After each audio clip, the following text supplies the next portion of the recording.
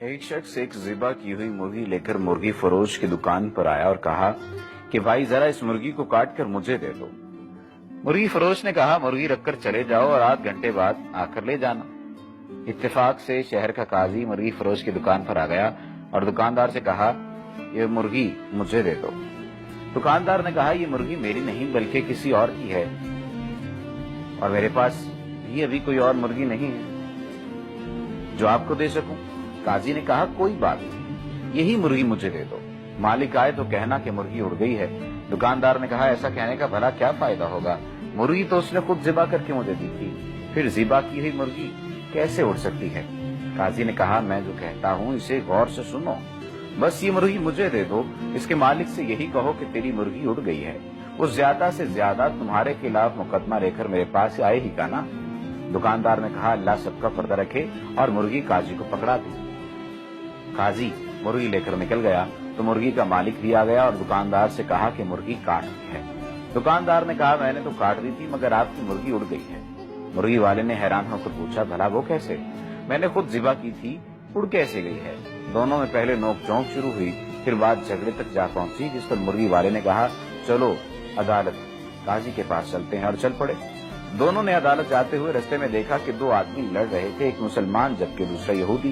چھڑانے کی کوشش میں دکاندار کی انگلی یہودی کی آنکھ میں جا لگی اور یہودی کی آنکھ ضائع ہو گئی۔ لوگوں نے دکاندار کو پکڑ لیا اور کہا کہ عدالت لے کر جائیں گے۔ دکاندار پر دو مقدمے بن گئے۔ لوگ مرغی فروش کو لے کر جب عدالت کے قریب پہنچ گئے تو مرغی فروش اپنے آپ کو چھڑا کر بھاگنے میں کامیاب ہو گیا، مگر لوگوں کے پیچھا کرنے پر قریبی مسجد میں داخل ہو کر مینار پر چڑھ گیا۔ لوگ جب اس کو پکڑنے کے لیے مینار پر چڑھنے لگے تو اس نے چھلانگ لگائی تو ایک بوڑھے آدمی پر گر گیا، جس سے وہ بوڑھا آدمی مر گیا۔ اب اس بوڑھے کے بیٹے نے بھی لوگوں کے ساتھ مل کر اس کو پکڑ لیا اور سب اس کو لے کر قاضی کے پاس پہنچ گئے۔ قاضی مرغی فروش کو دیکھ کر ہنس پڑا کیونکہ اسے مرغی یاد آ گئی، مگر باقی دو کیسوں کا علم اسے نہیں تھا۔ جب قاضی کو اس بات کا پتہ چلا اور تینوں کیسوں کے بارے میں بتایا گیا تو اس نے سر پکڑ لیا۔ اس کے بعد چند کتابوں کو الٹا پلٹا اور کہا ہم تینوں مقدمات کا یکے بعد دیگرے فیصلہ سناتے ہیں۔ سب سے پہلے عدالت میں مرغی کے مالک کو بلایا گیا۔ قاضی نے پوچھا تمہارا دکاندار پر دعویٰ ہے کہ مرغی والا جناب والا اس نے میری مرغی چرائی ہے کیونکہ میں نے ذبح کر کے اس کو دی تھی، یہ کہتا ہے کہ مرغی اڑ گئی ہے۔ قاضی صاحب نے کہا مردہ مرغی کیسے اڑ سکتی ہے؟ قاضی صاحب نے پھر کہا کیا تم اللہ اور اس کی قدرت پر ایمان رکھتے ہو؟ مرغی والے نے جواب دیا جی ہاں کیوں نہیں۔ قاضی صاحب نے کہا کیا اللہ تعالیٰ بوسیدہ ہڈیوں کو دوبارہ زندہ کرنے پر قادر نہیں؟ تمہاری مرغی کا زندہ ہو کر اڑنا بھلا کیا مشکل ہے؟ یہ سن کر مرغی کا مالک خاموش ہو گیا اور اپنا کیس واپس لے لیا۔ قاضی نے کہا دوسرے مدعی کو لاؤ۔ یہودی کو پیش کیا گیا تو اس نے عرض کیا کہ قاضی صاحب اس نے میری آنکھ میں انگلی ماری ہے جس سے میری آنکھ ضائع ہو گئی، میں بھی اس کی آنکھ میں انگلی مار کر اس کی آنکھ ضائع کرنا چاہتا ہوں۔ قاضی نے تھوڑی دیر سوچ کر کہا کہ مسلمان پر غیر مسلم کی دیت نصف ہے، اس لیے پہلے یہاں مسلمان تمہاری دوسری آنکھ بھی پھوڑے گا، اس کے بعد تم اس کی ایک آنکھ پھوڑ دینا۔ یہودی نے کہا بس رہنے دیں، میں اپنا کیس واپس لیتا ہوں۔ قاضی نے کہا تیسرا مقدمہ بھی پیش کیا جائے۔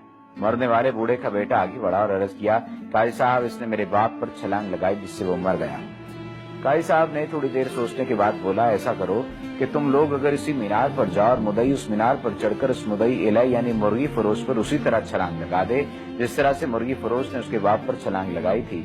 نوجوان نے کہا قاضی صاحب اگر یہ دائیں بائیں ہو گیا تو میں زمین پر گر کر مر جاؤں گا۔